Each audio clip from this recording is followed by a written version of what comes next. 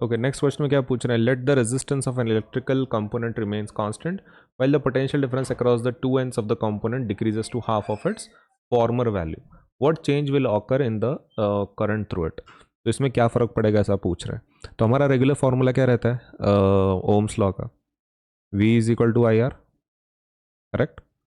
अब इन्होंने क्या चेंज नहीं किया है, रेजिस्टेंस रिमेन्स कांस्टेंट, राइट। मतलब दो कंडीशंस दिए, केस 1 केस 2।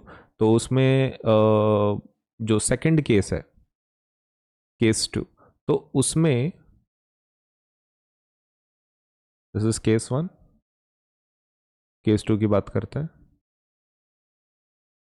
केस 2 में क्या हुआ, देखो केस 1 में कुछ चेंज नहीं किया उन्होंने, रेजिस्टेंस सेम है, लेकिन केस 2 में उन्होंने पोटेंशियल डिफरेंस को हाफ किया, ठीक है। उनका जो सेकंड केस में जो पोटेंशियल डिफरेंस है वो ओरिजिनल के हाफ है।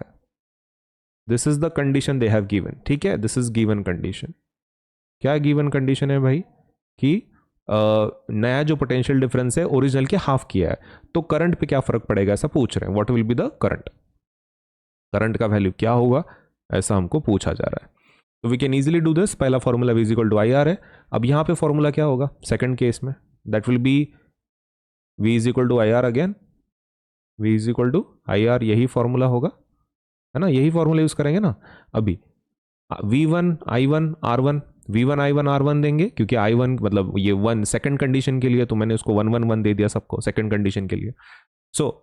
लेकिन यहाँ पे रेजिस्टेंस चेंज नहीं हो रहा, इन्होंने क्या बोला है, resistance of the electrical component remains constant, है ना, रेजिस्टेंस कैसा है, कांस्टेंट है।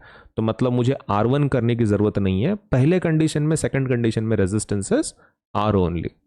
नाउ यहाँ पर जो V1 है, V1 का वैल्यू क्या है, what is the value of V1, that is V/2। तो V/2 मैं यहाँ पे पुट कर रहा हूँ, this is I1 into R, correct. अभी क्या मेरे पास V का ये है, वैल्यू है V का, yes I do have, right. ये V का वैल्यू मेरे पास है, यहाँ पे आप देख सकते हैं V is equal to I R है, तो I will put it there, I R सही है, divided by 2 is equal to I1 into R। अब दोनों तरफ से कुछ कट होता है क्या, दोनों तरफ से कुछ कट होता है, आर आर कट होता है। Okay, so I1 will be equal to I/2, है ना, I/2 इज इक्वल टू क्या होगा I1, मतलब the new current is original का क्या है, हाफ है। न्यू करंट I1 इज क्या है, ओरिजिनल करंट के हाफ है। तो दैट इज आवर आंसर, कि क्या चेंज होगा, तो नया करंट हाफ हो जाएगा ओरिजिनल के कंपैरिजन में। If you want to write this in statement form, you can do that, when voltage becomes half current will also become half।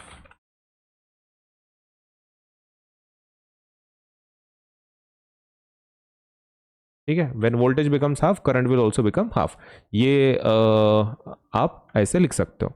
इसका और एक तरीका है, ठीक है, मतलब ये आप फॉर्मूले के थ्रू कर सकते हो, केस 1 मस्त किया, केस 2 किया, फॉर्मूले में डाला, फिर आंसर निकाला, this is one way to do it. Another way which I will tell you is, इसमें और एक तरीका है।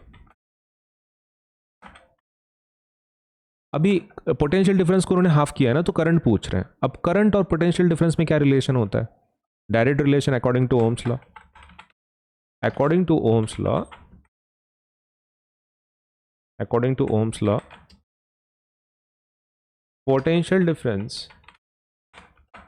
is directly proportional to electric current, है ना, ये Ohm's law के हिसाब से बराबर है, V is proportional to I।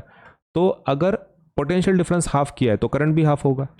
If voltage becomes half current will also become half. Easy है ना, मतलब दो तरीके हैं, दोनों में से जो भी आपको अच्छा लगता है आप इसमें से यूज कर सकते हैं। आई थिंक ये थोड़ा डायरेक्ट है, तो विदाउट फॉर्मूला है ये, विदाउट फॉर्मूला मेथड, तो ये दिस इज ऑल्सो फाइन, या फिर आप फॉर्मूले के साथ करना चाहते हो तो फॉर्मूले के साथ कर सकते हैं।